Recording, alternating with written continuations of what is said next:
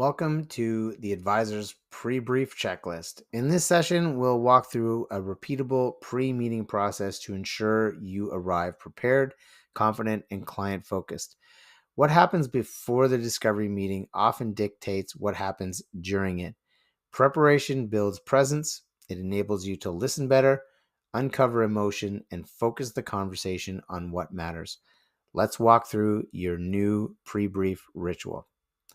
Why prep matters? Well, the best advisors don't wing it. Preparation equals confidence. So, preparation allows you to shift from reacting to leading. It removes guesswork and helps you show up with confidence. Consistency reduces decision fatigue. So, when you follow a consistent prep ritual, you don't waste energy deciding what to do, you execute. This also helps set the tone for trust and clarity. That confidence, that clarity, and professionalism transfers directly to your client. So let's look at the first step. Confirm the meeting details. So the time, the platform, location, contact. Confirm when, where, and how you're meeting. Review confirmation and reminder emails. So review any automated messages the client received. Consistency is key. Double check calendar invites. If you promise something in a reminder email, have it ready.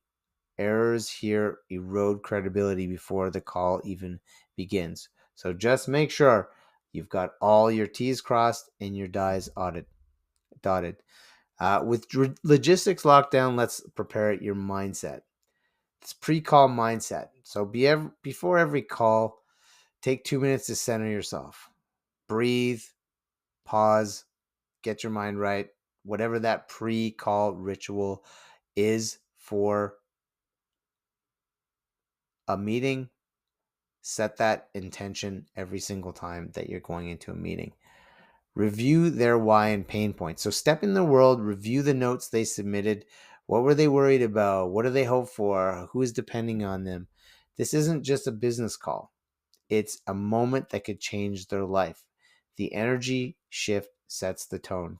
So and lastly, visualize a successful meeting. What does that look like? What does that feel like on both ends? Now let's look at your client research, right? Prep, prep, prep. Look them up, right? LinkedIn, Facebook, Google. What's their profession? Are there any shared connections? Do they have kids or pets? These little cues can help you open the conversation with empathy and relevance. Note conversation openers. A warm start often leads to deeper trust. Part of that is picking up where you left off from your previous conversation. You mentioned before this, that, and this, your daughter, your son, your husband, your wife, your job. How are those things going? You can start with a little bit of small talk. Then you want to get into bigger questions that are really going to help you open up the client and make them feel safe. Next, let's organize your physical or digital kit, right? So prepare your discovery kit. Your discovery kit should be ready before every meeting, whether in person or virtual. Should be a formal agenda so they know what to expect. That should be included. A sample plan or one-page visual. A sample output or plan so they can visualize the outcome in very simple terms, and your list of powerful questions. One of the things that is very successful for a lot of advisors is the one-page financial plan. Open-ended discovery questions. This helps you stay focused and signals professionalism, right? And really guides the conversation to where the potential client wants it to go. If you ask somebody what they want and you can deliver that, chances are you're going to have a client. Next, let's talk about how to align your meeting goal. So, defining the meeting objective. What outcome are you aiming for? What decision or action are you hoping to set up?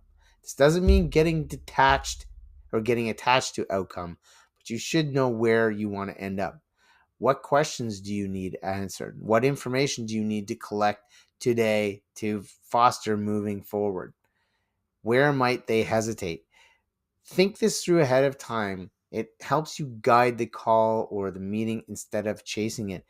anticipating what things should come up in this meeting, what things might come up from the end of the prospect, and being prepared for it. So let's rehearse how you open, right? This is where many calls and many meetings go sideways. They're rushed or awkward or robotic in their opening, or they dive into numbers too quickly. So practice key phrases aloud and, rehearse your open. Match the tone to their personality. Smile before you speak. A few helpful phrases, permission based openers. Would it be okay if I walked you through how today will go or how this typically goes? Or before we dive in, can I ask what made you curious about this prospect? Or before we dive in, can I ask what things have come up since we last spoke? What conversations has this sparked?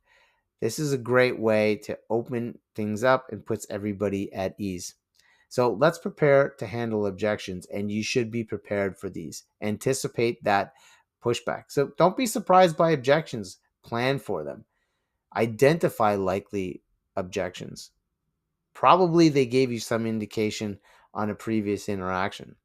Whether it's fee questions, timing hesitations, or past bad experiences, you can pre-frame or gently reframe with confidence.